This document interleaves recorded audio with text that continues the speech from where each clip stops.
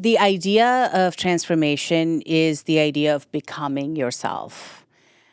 So in many ways, you have always arrived and you are never there because you are always in the process of being something that you want to be, and yet you are at any given moment a full, complete, manifested version of who you're supposed to be in that moment. Hey everybody, welcome to Break the Norm podcast, where we break free from the so-called normal and build something real, bold, and unapologetically you. I'm Ruth Solorzano, actor, producer, and living proof that you can come back from most things. And I'm Lily Shaw, actor, mentor, creator of Shine Anyway course, and someone who's never believed in playing small. It's time to break the norm. Together.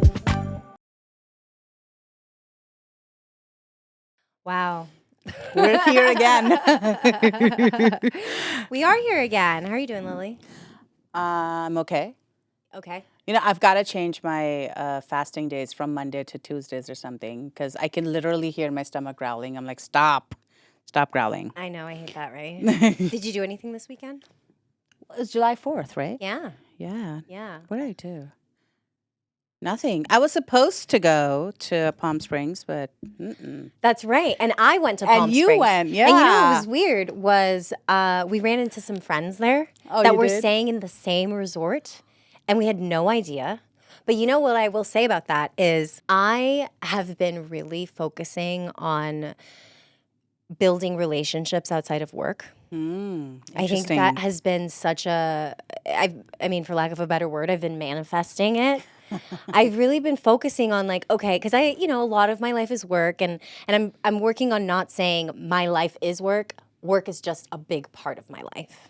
Interesting. Because I don't want to be defined by my work. I want to be defined more by my relationships and who I am and the kind of energy that I bring. And so something I've been doing is really trying to focus on building relationships outside of work. And then my friends show up at this resort and I'm like, that's just the universe, just acknowledging that you're on the right track. That I'm putting out what I want, right? Isn't that crazy? That is. Yeah. But I know today we wanted to talk about the essence of transformation. What does that mean to you? Transformation is such a big word, and it's an even bigger topic because the idea of transformation is the idea of becoming yourself. So in many ways, you have always arrived and you are never there because you are always in the process of being something that you want to be, and yet you are at any given moment a full, complete, manifested version of who you're supposed to be in that moment. So I know that transformation has become a bit of a trigger word, but transformation literally can be the thing that brings you out from who you were, how you identified, what relationships were a part of your life, what habits, what mindset, what work. And then once you step into the ownership of, hey, I don't like this person and I want to become something that feels closer to my heart, that to me is the essence of transformation. So you are always complete and you're always a work in progress. Yes. I'm a work in progress. I feel that. And it's interesting because I think that it's kind of just a journey, right? Yes. It's not, yes. It's something that's ever evolving, something that's always changing. It's not stagnant. It kind of flows. And I think the biggest part of transformation is that it teaches you to not judge yourself. Because we are so used to defining ourselves, by our work, right, and the successes and the failures and the houses and the cars and the travels that kind of success brings, that we kind of do the outside work at the expense of our own like peace and our own sort of values. So I think for me, transformation is that place where there is a bit of an inner and outer alignment, where even if you are not like an A-list celebrity with a movie opening this weekend, you are still going to Palm Springs and you're still, meeting your friends and you're welcoming and appreciating what you do have. Exactly. I mean, because I think that's also something that you have to kind of come to terms with. I think as we get older, being actors, for example. Yes. When you're in college or when you're younger, you have this idea because of what you've seen on TV, who's successful. Yes. For example, right now, let's say the A-listers, I'd say the young A-listers are like Zendaya, Tom Holland, Timothy Chalamet. Yeah, he's a new guy. And they're what, like 20 years old, 21 years old, and so you have this idea when you're young that by the time I'm 20, by the time I'm 25, I better have made it, or else I'm not going to ever get there. That was me. Yeah, that was very much me. I feel like that's many of us where we feel like if we're not somewhere we thought we should be by this age, then we've failed. And, that's, again, driven by the outside agenda, right? It's driven by the expectation, the egoic, shallow expectation. I have to first also say that we do work in a shallow business, right? Yes. We do work in an industry that is very age and looks driven. But even with that, I think 25 or 20, for women, it used to be 21. Remember, there was a time when they said, hey, if you're over the age of 21, you've got to temper your expectations. It's like at 21, you can't tell your face from your ass, and yet you're expected to be like this fulfilled, transformed version of who you're going to be when you're 41. Yeah, you're supposed to know yourself. Dude, you barely know your house directions when you're 21. Straight up. And these people, these people that I talked about, like Zendaya, these people have been in the business since they were babies. That's what I was about to get to. Yes, because there is, a growth process. So if they, what I think I learned very, very late in my life, especially as an actor, is that if somebody who made it at 25 probably started when they were 5. Yes. And that 20-year period, that 20-year journey is something that always gets overshadowed in the chase of this overnight success. Now both of us, we can sound like people who are like, well, if you would have made it, you wouldn't be sitting here right now. And I acknowledge that. But at the same time, there is no end date. And there is no, like you were saying, if you don't do it by this date, then whatever you do after that is invalid. And it's like, that's not true at all. No. Because again, who you are at 25 is of value, but so is being of value at 45. And I think that is, in essence, the value of transformation, is not underestimating and not denying who you are right now and still making room for who you can be in the future. Yeah. And that's it's scary, I think. It is. It's scary because you have this idea. And I think, when I went to college, for example, I had this idea of when I graduate, this is how it's going to be. Me too. Right? Me too. And then it doesn't turn out that way. And then you're like, oh, okay, fuck, like, what am I doing now? And then, I failed. Oh, no, maybe I didn't fail. Maybe I can make something else happen. And then you're in your mid-30s and you're like, wait, I didn't make that other thing happen. So it's honestly learning how to pivot and learning to love the pivot. Learning to love the transformation, learning to realize that transformation is actually good for you and that it's helping you develop as a person and as a human being. Because if you think about even these people like Zendaya, Tom Holland, like they've been in the industry since they were children and that is all they know. And you can't tell me that these people are well-rounded. Maybe some. And, look at Drew Barrymore. I love her. even though she has issues. But But she went through a very, very tumultuous childhood. She did. And adulthood and young adulthood. It took her a long time. Took her a long time. Yeah, she is actually the perfect story of like what it means of constantly transforming. And, and I have to say that since we're talking about her, I mean, she has at no point disowned who she was, like even whether I remember watching an interview of hers where she was like, well, I was going through shit. So I was just like, let me bare my boobs. And she didn't walk away. She shouldn't, she didn't say like, oh, I'm embarrassed that I did that. And no, she was like, no, I did that. I did a Playboy spread, or yeah, that's what it was, I think.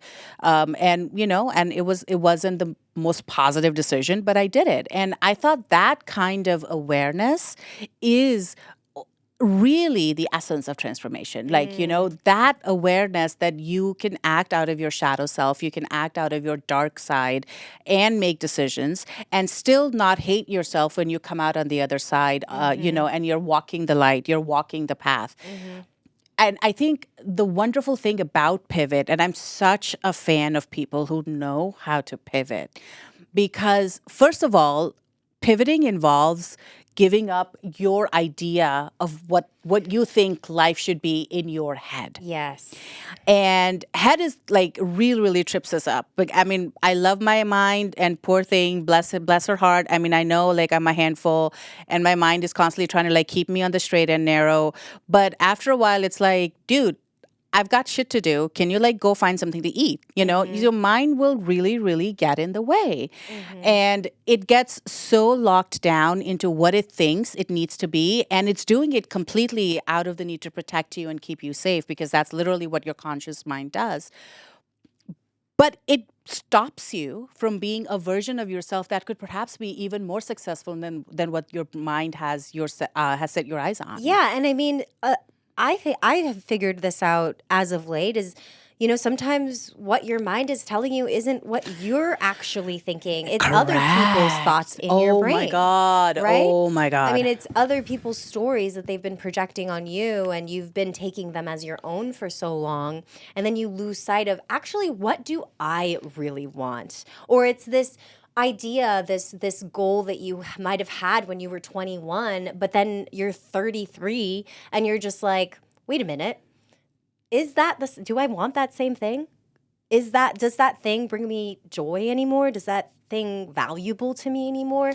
We're allowed to change. We're allowed to evolve. Or does it even align with me? Right? I mean, I actually have I can talk about this kind of projection. I have dealt with this my entire life, because I think in the previous episodes we talked about how I had to deal with so much projection because I was a high achieving kid. So a lot of people even adults would get triggered by me. So when I said I wanted to be an actor, I think the people who were closest to me, my mom's side of the family, they got very triggered by the fact that I was aiming for the stars, literally. So I think I went through this phase of where they were trying to hold me back by making me when I said that, I said actor, they heard whore, that thing, that was their attempt to kind of say, this is less than vegan kosher. This is not what respectful people do, blah, blah, blah, all of the, scary things that people say when you want to be an actor. And at some point, this is when I was 19, 20, 21. At some point, I started thinking that way. And I actually went through a period of a year or so where I convinced myself, oh, you know what, that's probably not for me.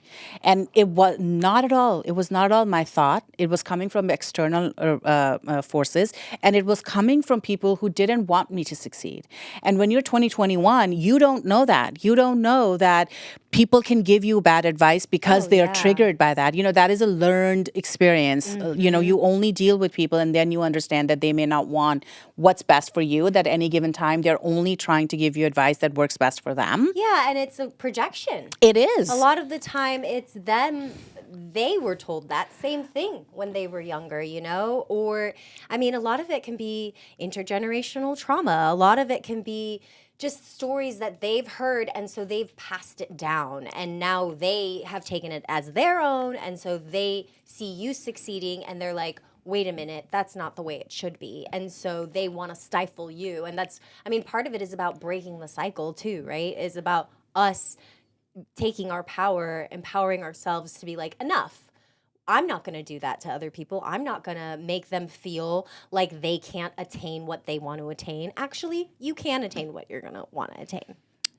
And that right there is transformation, because now you have broken what is a generational trauma, and you have set yourself up for a path that is different from what like people that around you have walked.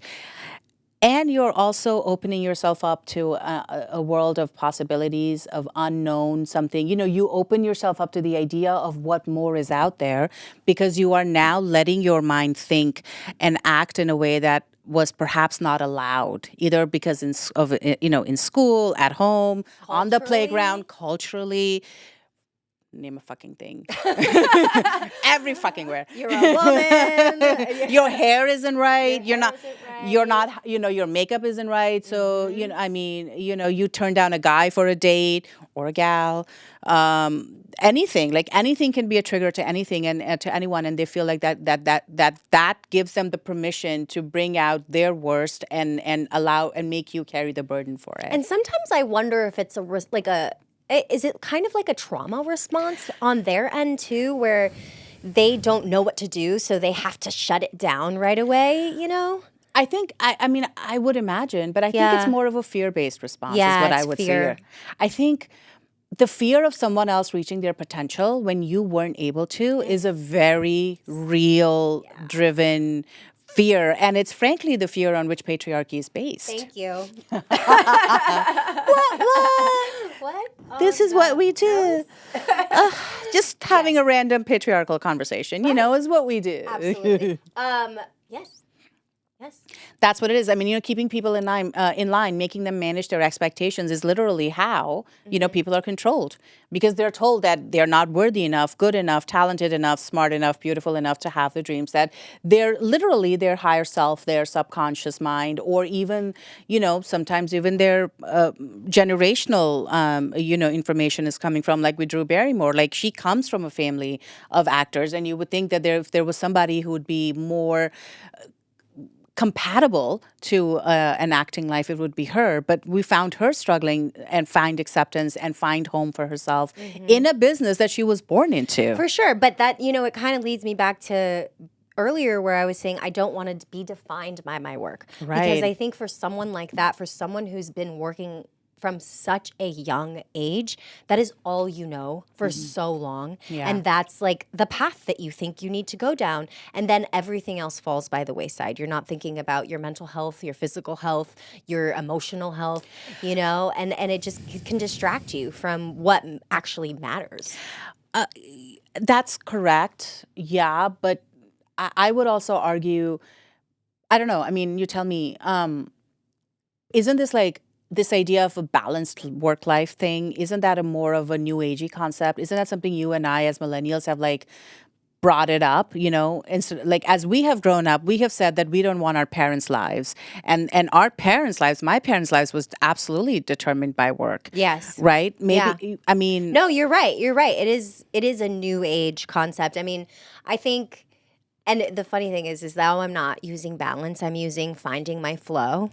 Because flow state. Yeah, yes. Well, flowing one thing into the next and being able to have it all. I guess, and that's part of it, right? Is what part of what we talk about. We want it all. We want to have, a successful career. We want to have good relationships with our peers and our families and our friends. We want to have nice things, and is that bad? No. let me tell you that. No, and we're allowed. Let's say that again. No, and we're allowed to want those things, and I think that's part of what we're doing here with like breaking the norm. Is it's like we have not always been allowed to want those things. We've actually never been allowed. We've never been allowed. Things. Correct. We have never, which is why we had to break the norm, so we could create circumstances in our lives so that we can have all of the things that we wanted, and to do it like in our own predestined timeline, instead of like committing to someone else saying like, if you don't make it by 25, it's time to retire. We can say, hey, you know what? I think I have another 10 years in me to work on it and see if I can, create something that feels authentic and aligned to myself. What do you go? Okay. Here's a question. Yes. What what was the moment in your life where you felt like this shit that I was born into, this mess, this drama is not for me anymore? And I've got to commit to like a new version of myself. I mean, one moment that's hard. Well, incident timeline. Yeah. I think it was when I started taking charge of my fitness. I think that was a big moment for me. When I was in my early 20s, I ended up losing like 65 pounds. What? Yeah. And, it's interesting because, we talked a little bit about weight on like one of our previous episodes. And it was always this thing where I don't think I really realized like what my weight was for a long time. And then it just kind of became a thing where I just like, well, one, wanted to be healthier. Yes. Two, I wanted to take control of my body and have kind of some agency over how to be honest, how I looked and how I felt.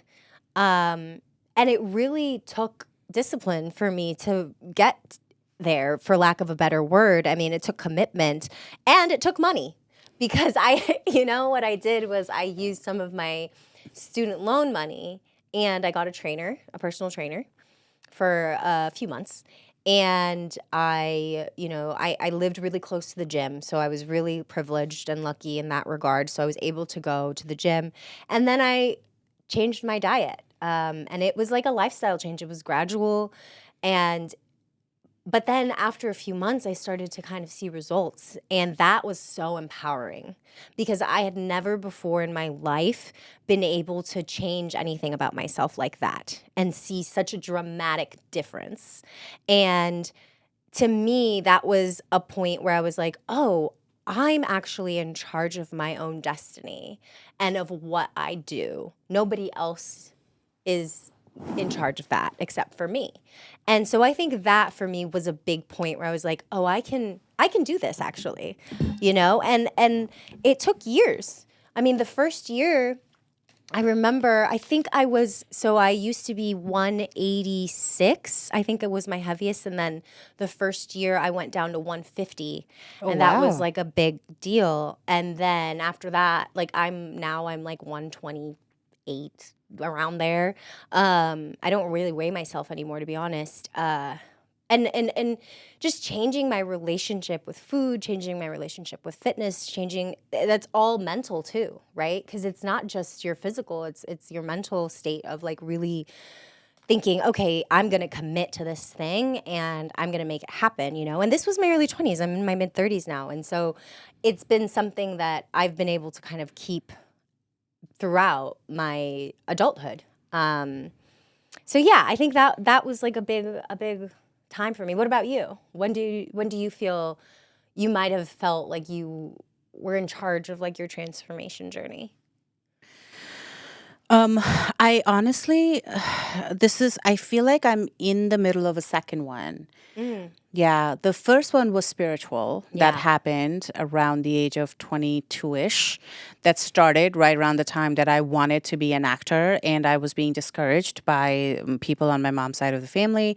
But I fought them somehow and got myself out of like that situation and then got to LA. And then that's where I started experiencing misogyny and discrimination and racism. And that was the first time I realized that what I wanted for myself. See, for me, acting was such an normal extension of myself, because like I said that I have been dancing from the age of 3. So like for me, performing doesn't feel like, oh, I now have to stand up and perform so I can be rich and famous. For me, performing is the one time when it feels like I'm most connected to who I am. And that has been the truth my whole entire life, like from the time that I was 3. I didn't even know what music was. And there was times when I would literally hear the music in my head and I would start dancing. And this is something I was very, very lucky because my parents were like, oh yeah, she's dancing. Like they didn't find anything judgmental about it. So for me, performing was such an extension of me. Like it didn't feel like I was doing anything that was like a reach, So when I decided that I wanted to make that a career because it was who I am, because it was a living, breathing part of me, it just felt like the most organic thing that it needed expression. And the world creeped in. The world said no. And everybody had their own reasons. Family had their own reasons. Hollywood had its reasons. My own mind had its own reasons, and body, like you were saying, like for me, fitness has been a challenge. I have always been healthy, but I have never been thin. Yeah, but just because you're thin doesn't mean you're healthy, right? Okay, thanks for saying that. I mean, it's just the truth. I know plenty of healthy people that aren't thin. Yeah. Okay. Yeah. I mean, yeah, but for me, like I was always like athletic and stuff, and so Yeah. I was like, muscular, but I have never really, at my thinnest, I was like 125, and there's like a major height difference between us. But I have always liked my body type. I've never wanted to be a size 0. I've always wanted to be like a 5 and 6, and I was always comfortable in that. But then the world happened, and and pressure happened, and the first time that I put on massive weight actually was an effort to protect myself, to defend myself from all the attacks. So the transformation for me was less physical, because physically I was getting weaker. It was the first time that I wasn't feeling as pretty as I used to. I was putting on weight. I was breaking out. I was losing hair. This is like when I was 22, 23, and it was directly the result of, dealing with everyone. But spiritually, something inside of me was changing. And I realized, even to this day, like I had this moment of clarity where I said, hey, what I want, the world is not ready to give it to me. And yet I want it. So I need to go find a different way. And that is when I consciously and in fact selfishly stepped into the world of spirituality and discovered law of attraction for the first time. And I was like, okay, if you can just put some pictures on the vision board and that's how you can get what you want, I'm down for it, because I want what I want. So that was my moment. I think that's really cool. And I think that in the next episode, we're going to talk about committing to that transformation, right? Yes, discipline, the worst thing of it all. No, I mean, discipline, is that the thing we're calling it? I hate that word because it sounds really? You're the one who literally just mentioned it. I did, and I hate like I was disciplined. No, and I hate that word because it does sound like that, right? It sounds like discipline. I don't know. Is there a better word? Commitment. Commitment to yourself. Process of transformation. Next time on Break the Norm podcast. Everything that is outside is first inside. Ew, that's a weird way of saying it. Thank you for tuning in today's episode of Break the Norm. We want to give a very special shout out to the team that's making this podcast possible. SCV Studios, our editor, Eileen Hanley. Our producer, music and sound recording, Hugo Fowler. And before we leave, we ask people to subscribe and leave us a review. We are everywhere you listen to your podcast. And that's it. We'll be back, right? We're done? We'll be back.